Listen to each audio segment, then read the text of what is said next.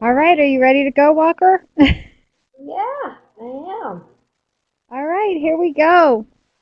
Welcome, friends, to the first podcast of the Doula Mentor. I'm so excited to be here with Walker Kara. She is a doctoral student at Sophia University, and she's currently working on her dissertation on the transformational dimensions of postpartum depression. I think she'll share a little bit about that with us tonight.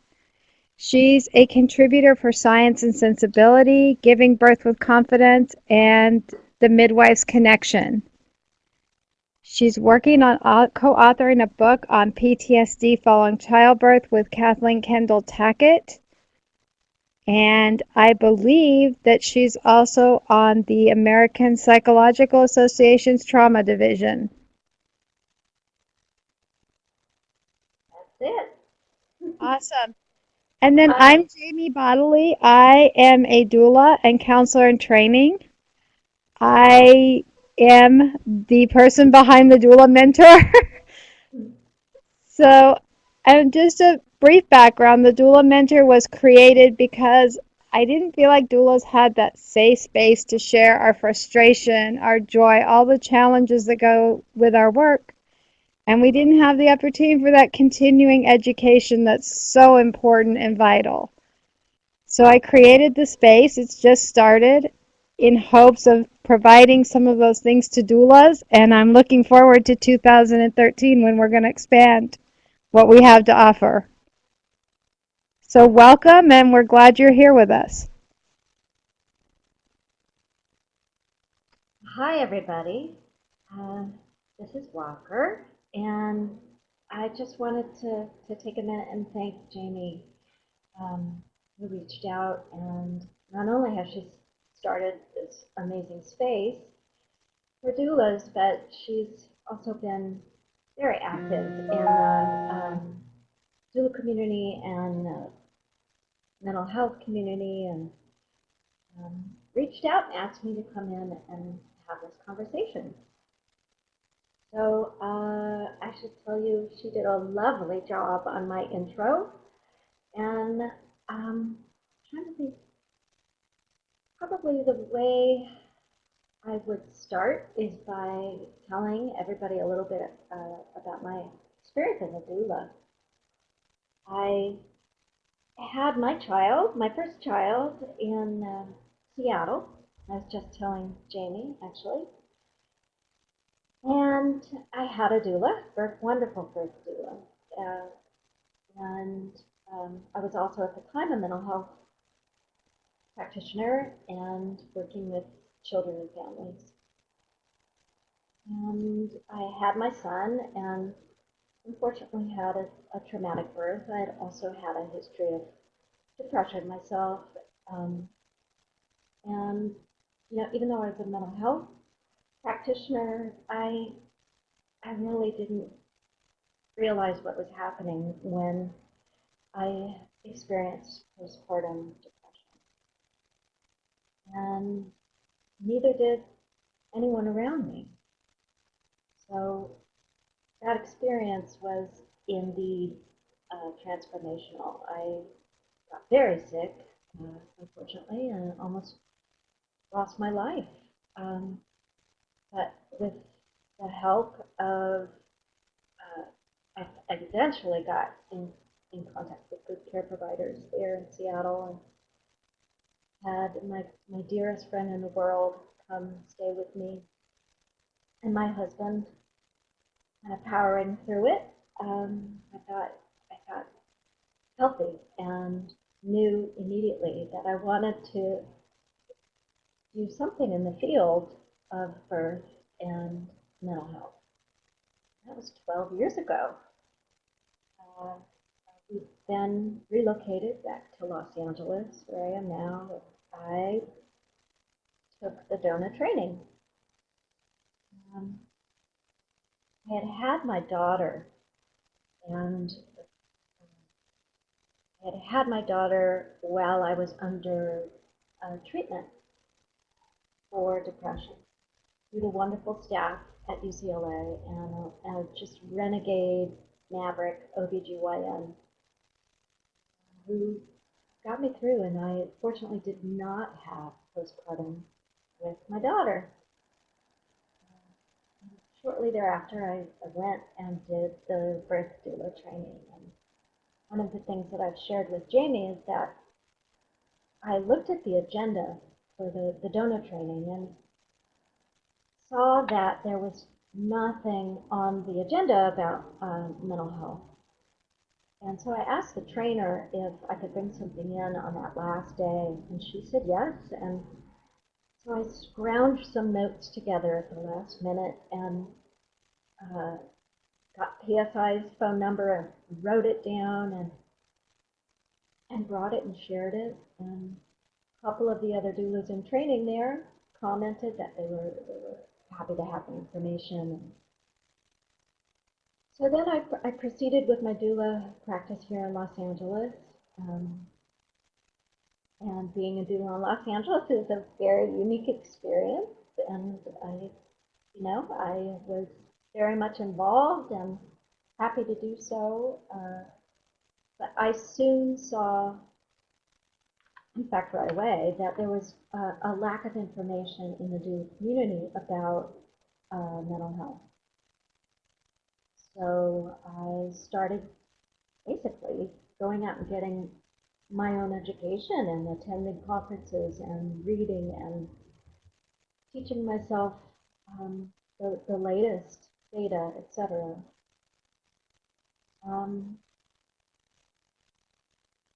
so let me see the screen doing things. Are we still good to go? We're good. Okay. So I have since become an advocate and writer, and now working in the field. And I just recently, this last year, had the honor of being the founding president of Penny Simpkins' organization, Prevention and Treatment Traumatic Childbirth, a new organization with wonderful people, including Penny, Annie Kennedy, Kathy Kendall Tackett, Carrie Schilling, Heidi Koss, Leslie Butterfield, these wonderful women. And I recently stepped down from that, and Katie Kirkpatrick is going to take over and move that along. And I just wanted to give a shout out to Patch because they're doing amazing work in trying to forge this group of people who want to advance awareness in traumatic birth and PTSD as after. So if you'd like, we could go into the first question. That would be great. And our first question is, what are some ways that a doula can help her client in understanding these disorders better? Yeah, great question. I think that we've talked a little bit about this, but the first thing that everyone can do is become more aware of the fact that it is an ongoing, prevalent diagnosis and situation that happens for, the prevalence rates are like either 1 in 5 to 1 in 7. Right now, everyone's kind of centering around, we'll say 5 to 25% of women have diagnosable postpartum mood disorder. So increasing awareness means opening our hearts to some difficult material. And that difficult material also comes with not knowing necessarily what to do, but reaching out to find those answers. When we look at our other organizations that are currently aware and have established a lot of research and public position papers, I mean, the list is long and prestigious. We're looking at a slide anywhere from the World Health Organization to the National Organization for Women, ACOG, ACNM, A1, Planned Parenthood, and the APA. These are all national, and this is just the national folks, well, and World Health Organization, who are recognizing that postpartum and perinatal, so any mood disorder that's before the birth of a child and up to a year after, is so prevalent and has so many risks for mother and child and family that it's a public health problem.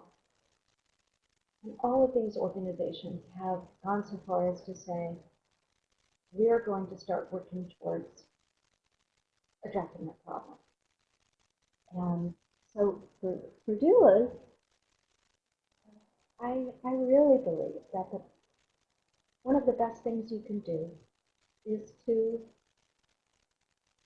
take podcasts like this, take classes, take courses, engage in conversations, because unfortunately, what is missing is, we're looking now at a slide, our certifying organizations do not yet have position papers on perinatal mood disorders.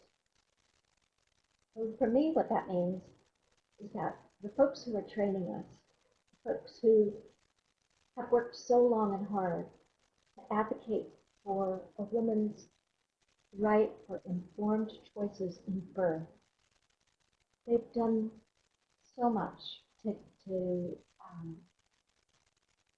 advocate for childbearing women, but they have yet to consider mental health as important as other issues in birth and after. So SONA and the list that's there, but they don't have. If you go to the website, there's nothing there about postpartum depression, postpartum anxiety disorders, and I think it's time for that to change. I definitely know that it is, because doulas are so critical to being first responders to these issues before birth and after, that we deserve, put myself in there. I did a birth last summer, so I can still say I'm a doula. We deserve tools and information and training and support and referrals that are consolidated in one place, so they're easy to access, and the easier they are to access, the easier they are to give to our clients. So within that framework of awareness, I would hope that any doula who becomes a doula or thinks about becoming a doula starts to ask in their own doula circle about mental health training, how they're handling mental health, and look back to your trainers and your certifying organizations and ask. Start speaking up, because we're going to go with 1 in 8 women. So 1 in 8 of your clients or your students will, not maybe, will have a mood or anxiety disorder that needs to be addressed. And from what we're looking at in the research right now, a good, nearly, I would say, some say 15% seek treatment. So the other side of that is that there's approximately half of the women who need treatment do not. So thank you for forwarding these slides. The other thing in terms of, yeah. There's also a lot of stigma just in the general society with mental health, and we definitely don't want to add to that as a doula. It can really inhibit somebody from getting the help they need. Mm-hmm. Oh, it's so true. It's so true. And I think, thank you for bringing that up because part of becoming aware is is the doula's role, becoming self-aware so that we know our bodies and ourselves well enough to be able to hold space in really intense moments for our clients and their families. That also includes becoming aware of any blinders or sore spots, is the way I refer to them, regarding mental health, our own history, our own family of origin, partner's family of origin. I mean, the statistics right now are that 1 in 5 are going to have a mood disorder during their lifetime. That's everybody. So, throw a quarter in a crowd, and you're going to hit somebody, maybe yourself. And we all need to work towards becoming better at opening our hearts to these people, particularly when it comes at a time where every piece of research shows us that the effects of a mood disorder not treated are incredibly um, deleterious. So 1 in 8 will have an illness and this is pregnancy, that could lead to preterm birth. This is all in the material that we're looking at tonight. Low birth weight, low APGAR scores, uh, difficult labor and delivery, increased risk of PTSD, increased chance. This is for moms who are suffering in pregnancy. These are the times where we might be doing our interviews or our prenatals with clients and becoming aware of knowing that there's a risk might help us get more comfortable with asking questions. So it's not only the mom afterwards, it's the baby. We're learning so much about the effects of untreated anxiety and depression in pregnancy on the fetus and the child.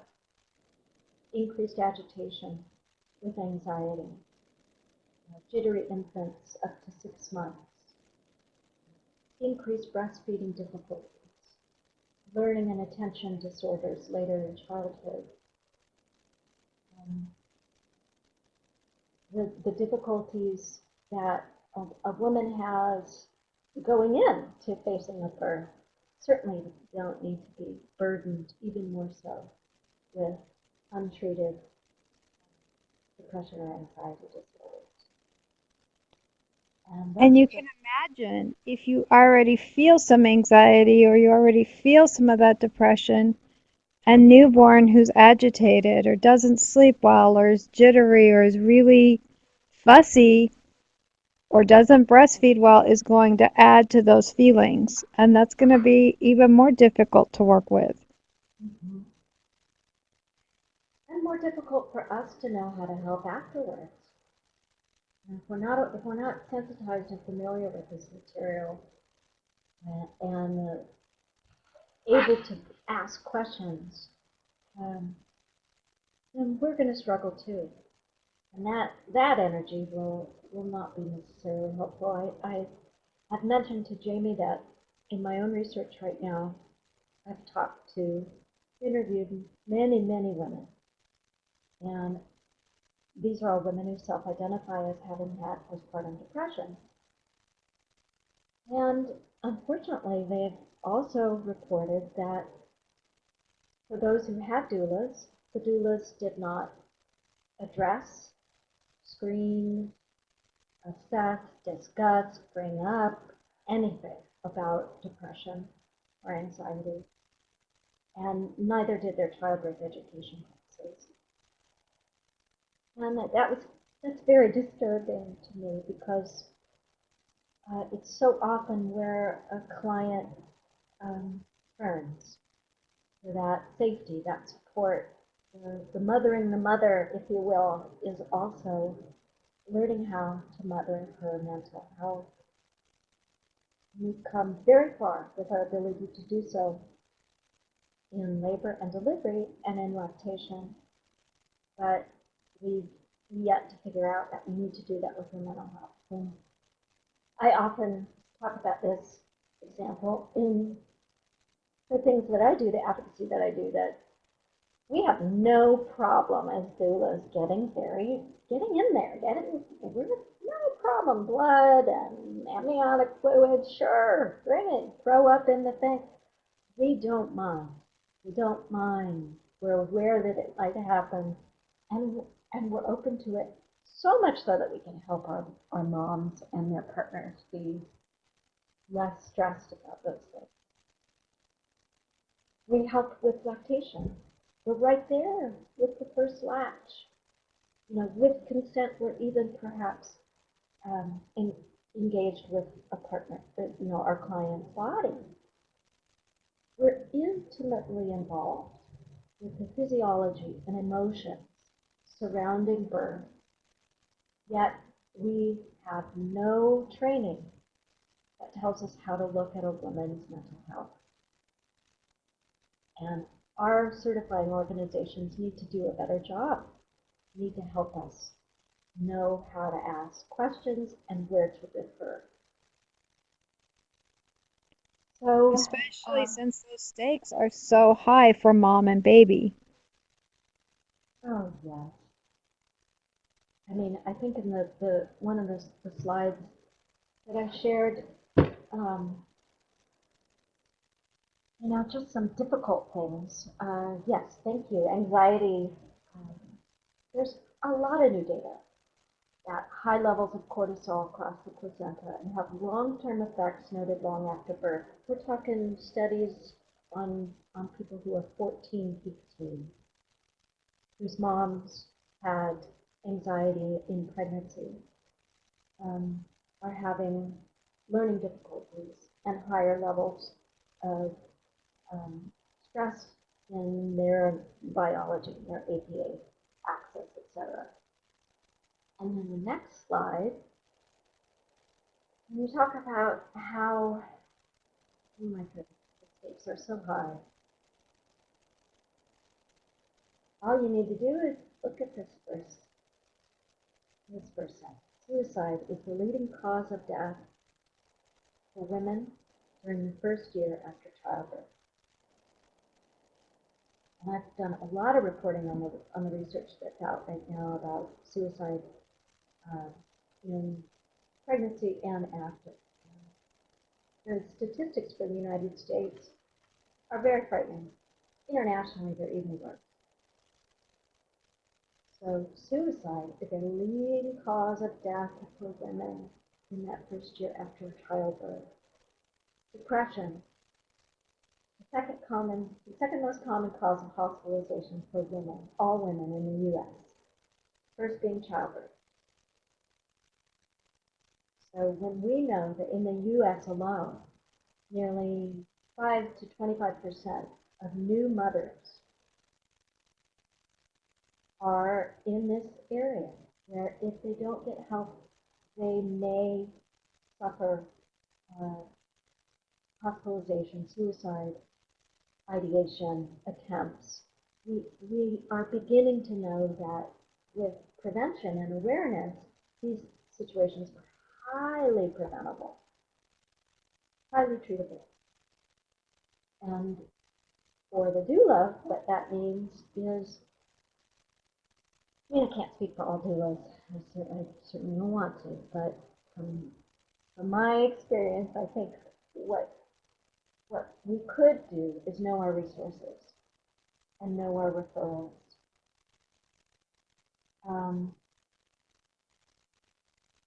Yeah, again, single mothers twice as likely to experience PPD. And there's the slide for our resources. So I actually pulled this information off of Karen Kleiman's website. Don't know her. She's a wonderful researcher and clinician. She's the founder of the Postpartum Stress Clinic and has written This Isn't What I Expected and amazing books. And I like how succinct these resources are. So we've talked about one of the things a doula may do is to know that it needs to be addressed and it's not being addressed by many care providers, childbirth educators, OBGYNs. Um, Again, it's hard not to reflect on the conversations that I've had in my own research. I literally talked to, I interviewed a woman recently who knew herself that she needed help and had begged her OBGYN for help at the 6-week postpartum visit. And the OBGYN said no. And she ended up very sick. So it's not just for doulas and childbirth educators, it's all care providers need to help women be aware that there is a potential.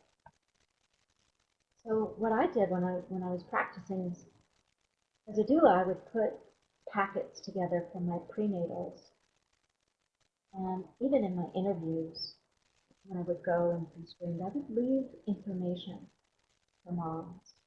You might not want to jump right in to leaving a suicide prevention lifeline, but you also might. It's something you should definitely, as a doula, know about and have access to. Um, the other thing that's on this slide is the National Postpartum Depression Hotline. This is the warm line that's put together by the wonderful organization Postpartum Support International. And sharing this number and anything from PSI with your clients, with your colleagues, with anyone, care providers, people in your community, is nothing but helpful. PSI was founded by women who were there to help each other, not by trained professionals. It was Jane Honigman who experienced herself tremendous postpartum depression and then started a support group and has built one of the most successful nonprofit organizations in the field. So knowing the folks at PSI is really easy. Calling them, following them on Facebook. What I think would be really great is if in trainings we started having doulas practice going to the website and looking in there. There's a wonderful interactive map, the PSI website, where you can find providers and support groups in your state and get their names and have their numbers. And just as we know lactation consultants that we work with, or reflexologists, or other colleagues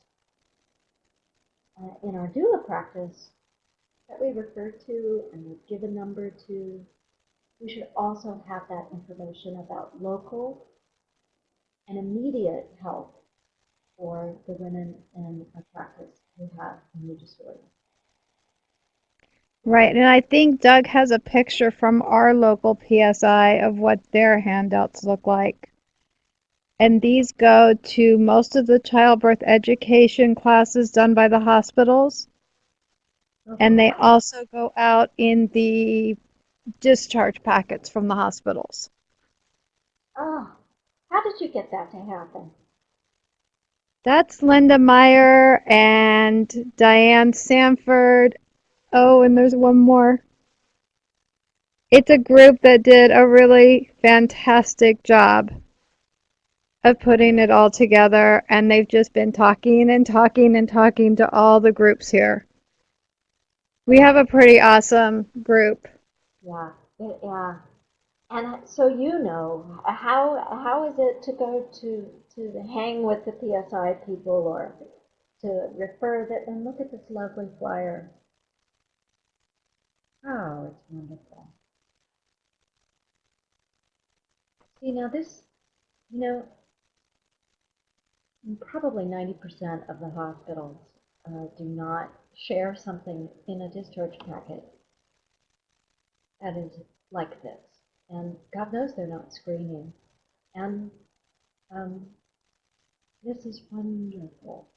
It's a great example of how if you reach out to your local PSI folks, you not only get to share that information with your clients, but you also get to cross collaborate, and you begin to know in your, which I know happens, but you begin to know in your community other care providers, and they know you.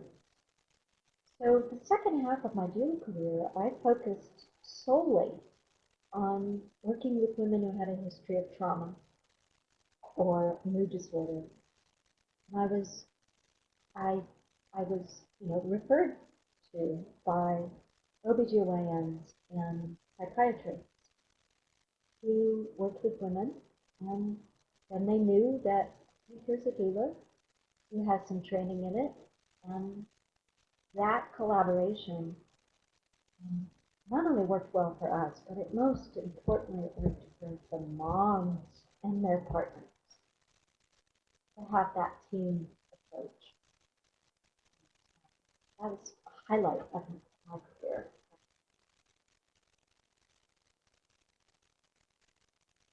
So, any questions up to this point? I don't think any of the attendees have had any questions at this moment.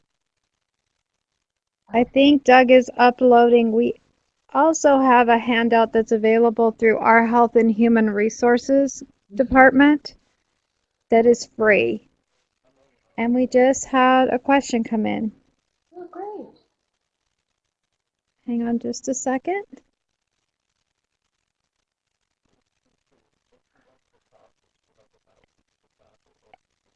Emily, if you have a microphone, we just gave you the microphone to ask your question. If not, you can type it in.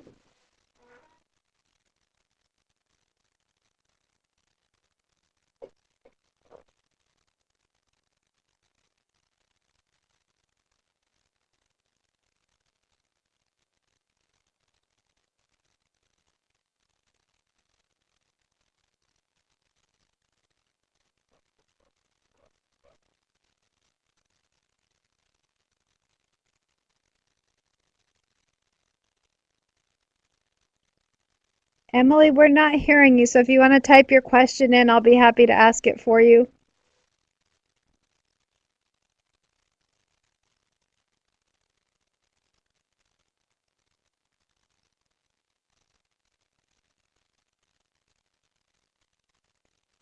It looks like Emily is out of the room for a moment.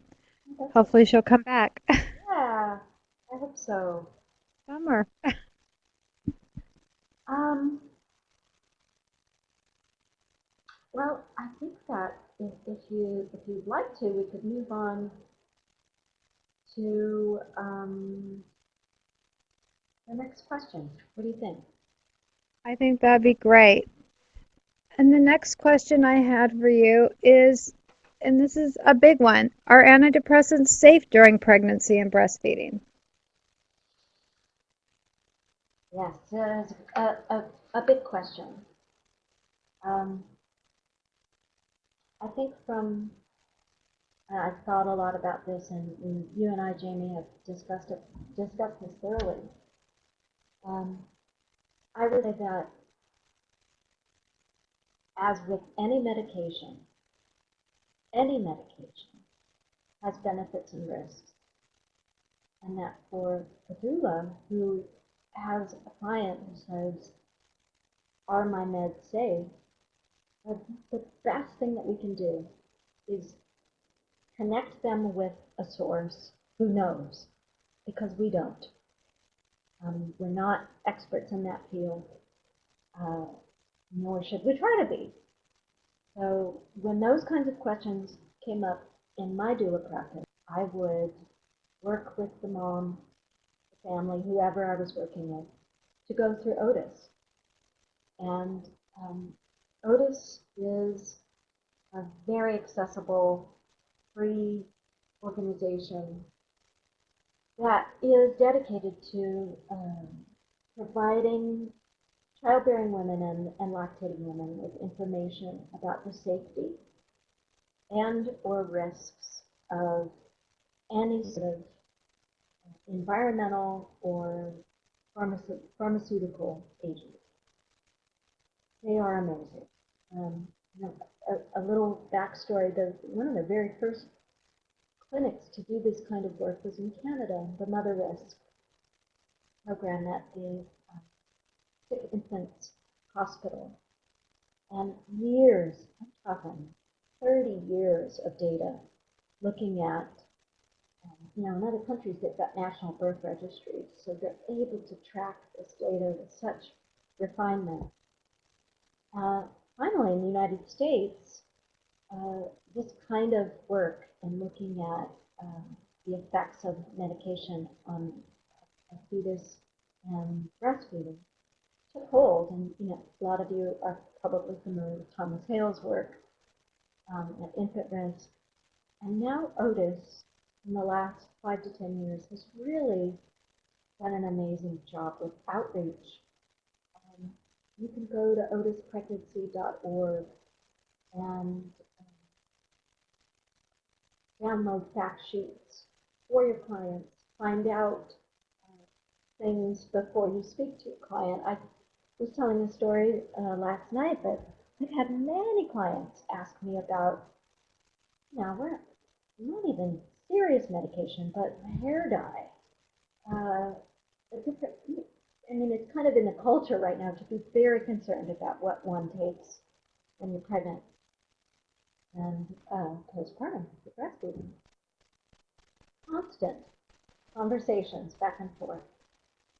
And Otis provides a place for doulas, childbirth educators, you name it, and moms to go. You can ask online, you can dial an 800 number, you can find specialists in your area, you can get the fact sheets that you need to learn yourself and to share with your clients. I can't say enough about how wonderful this organization is, and they're very baby friendly and very doula friendly. Um, so my answer to that would be call Otis. Are antidepressants safe during pregnancy and breastfeeding? I know what I've seen of the data. I would say that you owe it to yourself and you owe it to your clients to go where the information is. And I would refer to Otis. I would then probably have a conversation with that mom about what else might be going on in terms of other areas that I might offer support as a doula. Can I give you the information? Would you like me to sit with you or your partner and maybe go online together? Would you like me to call with you? We could call together if you have a concern. These are not just antidepressant or psychotropic medication concerns. Every mom wonders about Advil. At what point in gestation? Tylenol. Down to hemorrhoid cream. And yes, folks, December is National Constipation Awareness Month. And I know this only through my friends at Otis. because they, sure enough, they've got information on the safety and risks of preparation H. Common over-the-counter medication used by women in pregnancy for hemorrhoids. You'd be surprised whether or not it's safe or not, and they have that information. So I didn't really answer the question. What are you thinking about that, Jamie? I think we go back to our education, which teaches us to make sure our clients always understand the benefits, the risk, the alternatives, and what can happen if they don't do anything at all. So if we follow that good pattern of decision making, we're giving them back the power We're helping them to gather the information, and in the end, they have to make the decision that's right for themselves. Mm-hmm. And I think that's critical to always give the power back to them Mm-hmm. and not to judge their decision, whatever that is. Oh, so true. And that's a scope of practice issue. Giving that power back to them, saying, here's the information. That just like you can't speak up for a client in the middle of a labor, you can't speak for a client necessarily in the middle of a mental breakdown or in the middle of a panic attack. You can help support the family and the mom know what to do for herself. Right. And I don't think it's a bad idea to ask questions like, how are you sleeping? Right. How are you eating? Do you have an appetite? Do you feel hungry? Are you drinking enough water? Have you gotten to go outside in the fresh air at all? I mean, those I think are simple questions, but they can really set the tone and give us the picture of what her life is like right now. Mm-hmm. Mm-hmm. And the questions that you're bringing up are definitely something that's missing from the training that we get and even our continuing education information. We just don't have it down yet to ask questions about around a cluster of symptoms that we know are symptoms of depression or anxiety. That being said, we can learn some here. So you already touched on some. So a lot of organizations have on their websites a list of questions that moms can ask themselves, uh, or you could engage with them about. PSI is one. Some of the questions they bring up, these are questions that were made by trained professionals based on clinical criteria that they know are symptoms of mood anxiety disorders. So the questions are targeted specifically to address symptoms. So the questions like, are you feeling sad or depressed? It's so important that doulas find ways of asking these questions that feel authentic. Practice with a colleague, practice with your partner, practice with a family member.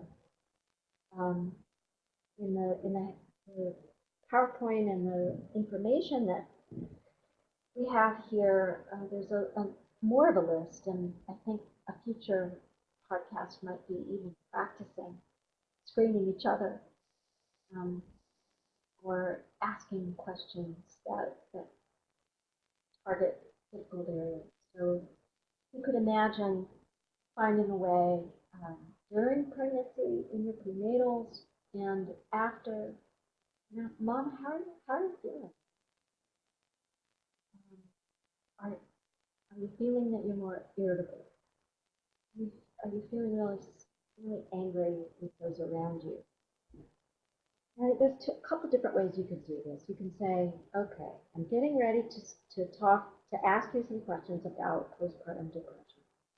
Probably the approach I would have taken.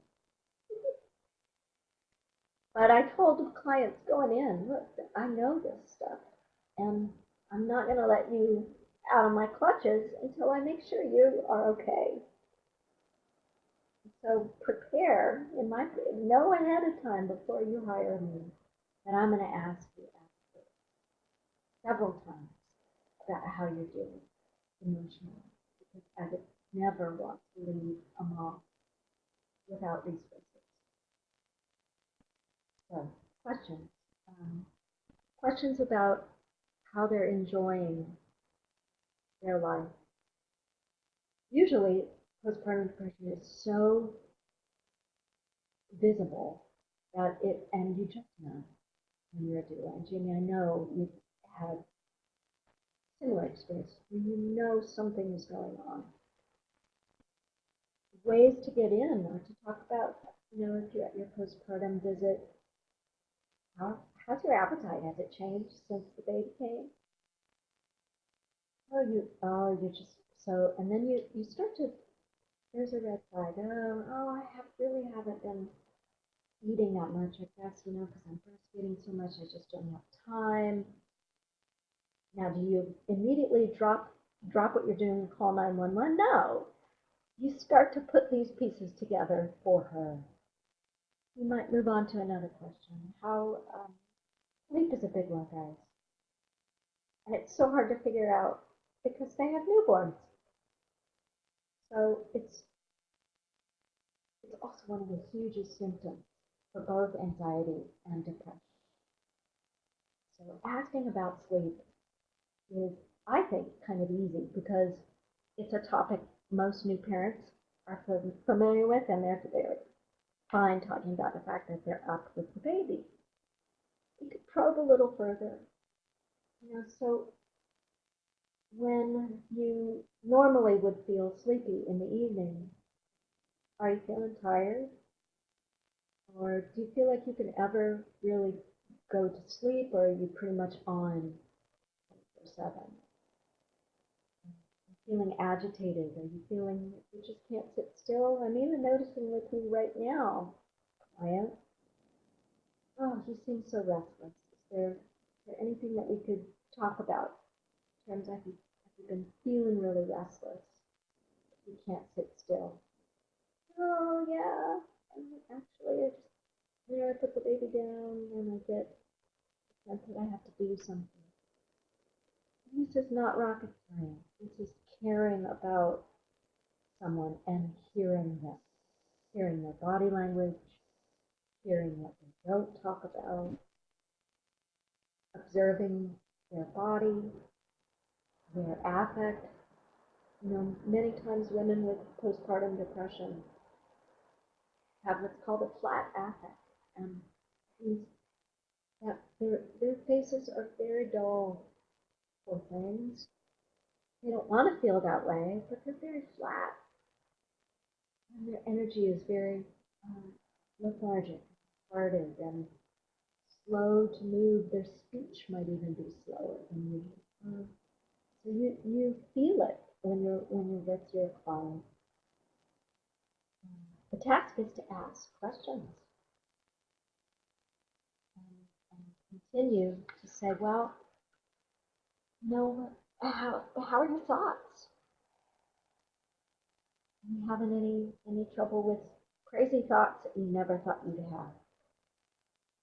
Okay, well, that sounds like it might be time to talk to somebody else. And as a matter of fact, um, I would love to sit with you right now and go over how we might call your care provider in the next day or so. And let's take a look at how we might um, make a list of people that you can call. I'm literally making this up out of my own experience, but what comes to mind is in the postpartum doula training for DONA. I've done the mental health part of that training for a local trainer here many times. And so I'm familiar with the whole packet. And the postpartum checklist that is given to moms is very, very good, very lengthy. And it's where a mom will write down resources she has to bring her a meal, help her with lactation, to maybe do light housework. There are 6 phases on a 3-page document for lactation support. Got one space on there that makes a mom write down what she would do if she felt unsafe or thought that she was having symptoms of depression or wanted to talk to someone about the mental health. Because the mental health is also physical. So that lovely postpartum checklist, yes, that your mother-in-law is able to come over every Tuesday and hold the baby so you can take a shower. You know that you've got a lovely lactation consultant who can come and is under your insurance plan, maybe, if you're lucky. Nowhere on that sheet do you write down anything about what you're going to do if you are someone who develops a mood disorder. And DONA doesn't give it to you either. There's no link to PSI. There's no suicide hotline. And then I see data after data. I've been doing this for 10 years. Prevalence is not changing. So women are still getting sick. And poor and single moms and women of color, it's even more, it's through the roof. Through the roof. Teen moms, so susceptible. And that's where you get into you start to know the risk factors. And one thing that I would feel comfortable talking about is as a doula, you can and should ask in your prenatal, do you have a history of depression, anxiety, or mood disorder? Is there anything about your mental health that you would like to share with me so that I could make sure you have a healthy delivery and postpartum?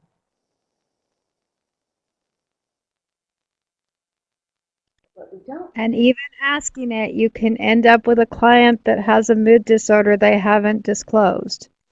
Would you like to share that? I can share with that thought. I had a client who was diagnosed with bipolar in her late teens, and during the pregnancy, she did not disclose this to anybody. Her husband didn't know, I didn't know, doctor did not know, nobody knew. And shortly after having the baby, I want to say it was around the 6 to 7 week mark, she had a psychotic break and had to be hospitalized for several weeks and separate baby. It was heartbreaking. And for you too. That's a hard thing to see. And then it makes me think, last night Jamie and I were preparing for this, and we talked about the effects of this on doulas. It doesn't go without saying. Just as any care provider or a partner is really torn and affected and impacted by seeing a mom suffer. Same thing for doulas. And I believe that one of the wonderful things that Jamie's doing with the doula mentor is making that space so that you can start to learn things like this and have a space to go where you get that information. Because I have seen, unfortunately, many doulas become very distraught as a result of working with a client who has a mental health issue that they weren't prepared for. And in February, we will be doing 4 podcasts just like this, all focused on trauma. So from emergency first aid, vicarious trauma, we're gonna tackle it in 4 webinars. Just so the doulas know that that's part of the upcoming stuff in 2013. That's wonderful. Wonderful. Well, I see our time is, we've got a few more minutes. What would you like to do in this last few minutes, Jamie? I know we could talk forever. Should we go ahead and talk about partners? Sure, you want to show the clip? We will show the clip. You want to tell everybody what it is? So this is a clip from Desperate Housewives of Tom and Lynette, and Tom gets a diagnosis of postpartum depression.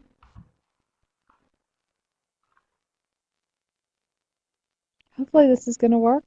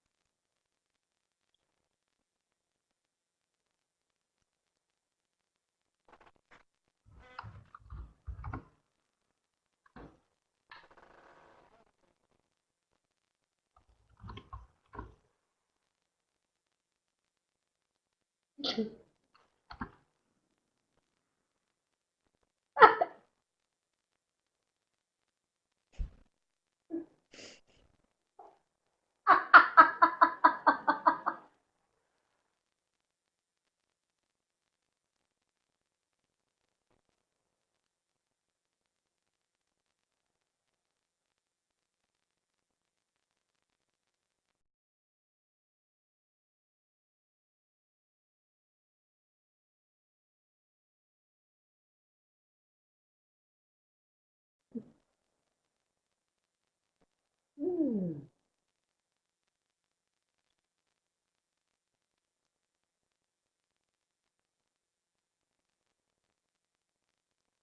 You still there, Jamie? I'm still here. Yeah. So I love that clip. I have not seen it, and I think uh, I enjoyed it very much. Um, in the last few minutes, I know that Jamie had asked me about partners and can partners get postpartum depression, and uh, I think the clip speaks to that on a number of levels. I will say that partners are susceptible to mental health problems the way any person is. And does a partner necessarily get postpartum depression? I would say no, because that's a clinically defined set of symptoms and criteria that are just are set for us women. We're special that way. So that's our own pride. But that being said, can men get depression after childbirth? Yeah, of course. So can grandmothers. So can grandfathers. Anyone who is anyone is susceptible to a mental health problem. Add to that a huge life event, having a child. Add to that increased stress, psychological, emotional stress you never experienced before, and then add to that physical exhaustion. That is all material that could lead to a father or a partner having onset of a mood disorder if they have a history. It's going to be hard for anybody. Um, so, do they get it? You don't catch it like you do the flu, but can partners struggle? Oh, yes, definitely, definitely. So, what would a doula do? Same thing that we would do for our moms, and know the symptoms and know who we would refer to. A couple really good books. I'll send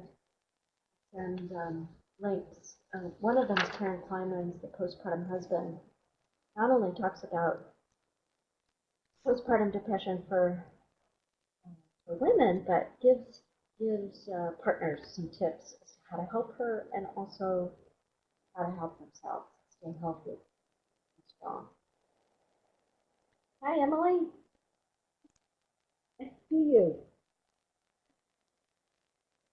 Emily, we have time if you have a question. Yeah.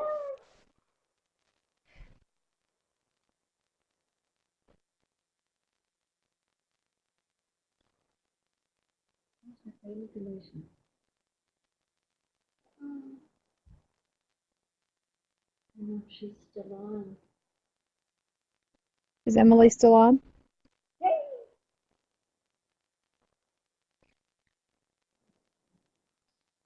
Oh, we answered the main question. But the other one is, I'll give her just a minute here.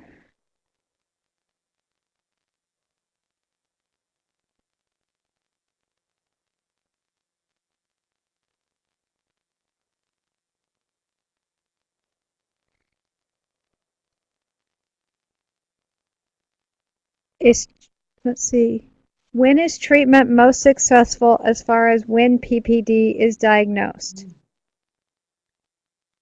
Many women don't see a health provider for at least 6 weeks. Mm.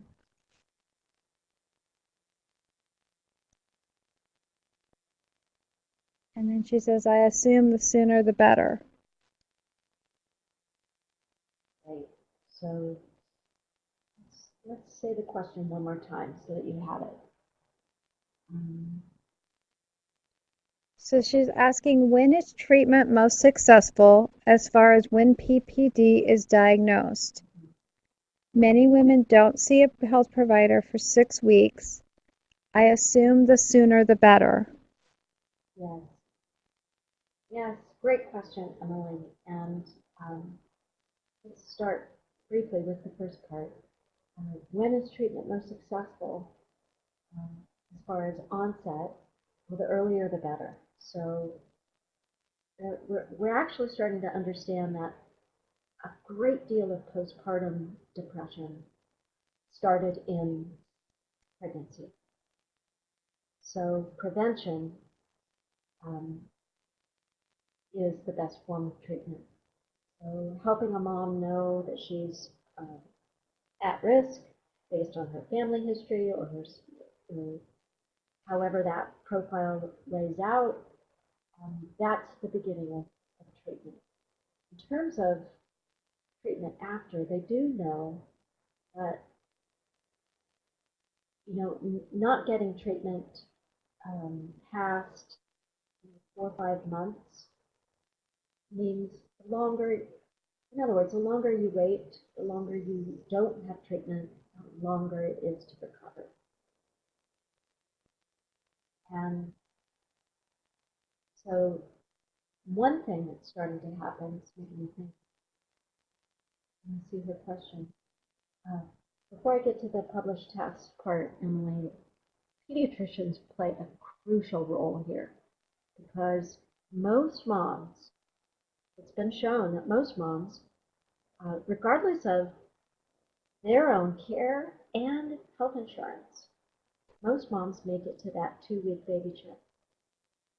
This is where pediatricians play a crucial role, and even the AAP has come forward and said we need to become places that screen at 2 weeks, at 6 weeks, and unfortunately, there are moms who end up getting treatment much later. But again, the longer you wait, the harder it is because the brain is taxed.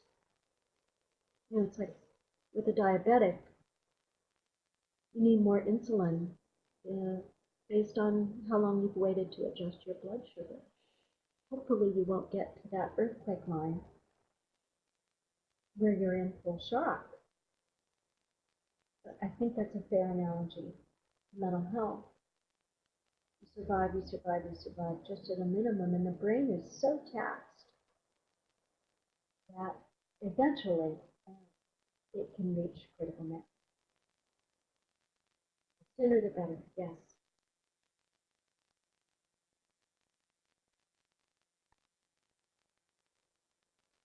Mm-hmm. I see the question, one more, Is there a published test for PPD? I am a doula and also going into counseling. yay!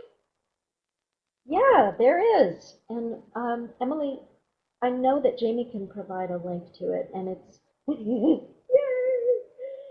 It's the Edinburgh Postnatal Depression Scale. called the EPDS. It's free. It's available. It should be available on every doula certifying organization site, but it is not. However, it's available online. March of Dimes has it. CSI has it. Moms can find it, take it, and then take those results with them to their pediatrician. You can call. A very common occurrence. This is anecdotal. Yeah, EPDS. Yes. And the author of that is John Cox in 1986. And it's short and it's self-evaluation, so mom can. It's 10 questions. 10 questions. And easy to score. Anything higher, 12, 13 and above, need help. Need medical help. And I've had lots of moms take that test several times over the course of their pregnancy and postpartum. You know, I took it again and I'm having a bad day. And yes, wonderful. I think it'd be a great training thing to for doulas to have to go online and take the test and score themselves.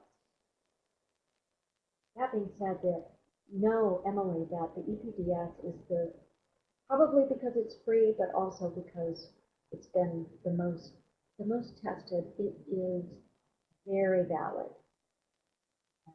It's available in different languages. Has been validated in different languages. Oh my God, this is great. Okay, so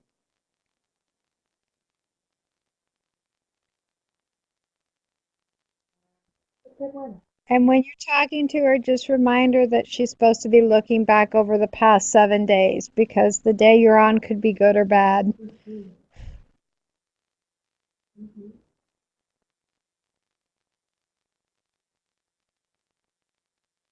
Good luck with your counseling. I can't tell you how happy that makes me. It's definitely a need.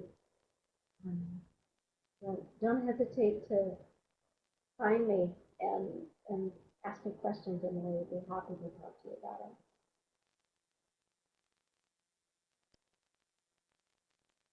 Walker, thank you so much for your time tonight. Oh, my pleasure. I hope that it was. Oh, hypnotherapy. I'm seeing Emily. Great. Oh, good. I'm glad, Emily. I'm glad that was helpful. I did hypnotherapy too. We should talk. Facebook me, Emily. Jamie, thank you so much. It's my absolute honor. If there's any other follow-up questions, I'll give you anything I got and you can share it with your folks. Beautiful. Thank you so much again. And Emily, I'm glad you were here to join us. And happy holidays to all. And Doug, thank you for your help as well. He says thumbs up. Okay. Good night, everybody. Good night. Have a great one. Thank you. Bye. Bye.